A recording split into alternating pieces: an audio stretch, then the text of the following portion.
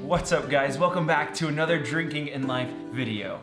Today we're going over just how wine is made. And I'd like to give a special shout out to my friend Pritika, as she's the one that put together this beautiful animation for you. So, go grab some popcorn and a glass of wine and let's get right into it.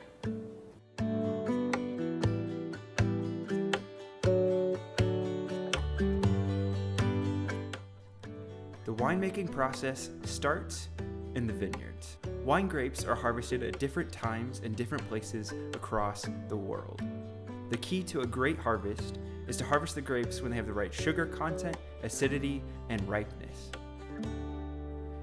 After the grapes are harvested, they are brought into our winery, where we let them rest and cool down overnight. The following morning, we begin by running the grapes through a crusher destemmer. This machine takes the grapes and pulls them off of the stem and creates this must of skin, seeds, and juice. For white wines, this must is pumped straight into a bladder press.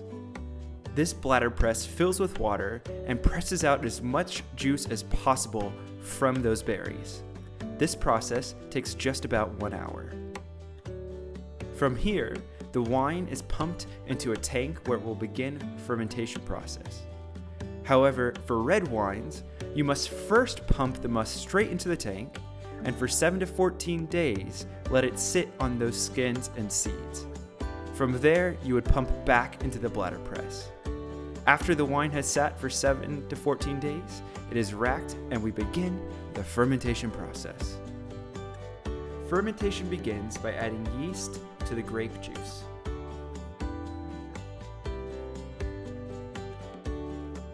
This yeast will eat the sugars in the wine to create alcohol, CO2, heat, and other flavors and aromas.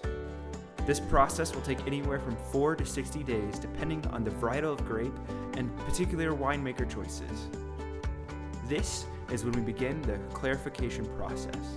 We begin by adding a clay-like substance that is a clarifying substance. This pulls all of the floating particulates to the bottom of the tank. We then rack the wine from one tank to another and use a simple filter in between.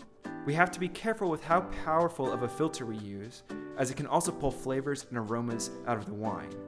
By racking the wine from one tank to another, we leave all that sediment at the bottom of one tank and we have a much clearer wine in the new tank. We then leave the wine to age in the tank, or most commonly, and especially for red wines, we will move the wine into an oak barrel. Wines are commonly left in oak barrels for 12 to 18 months, but are occasionally left in them for much longer.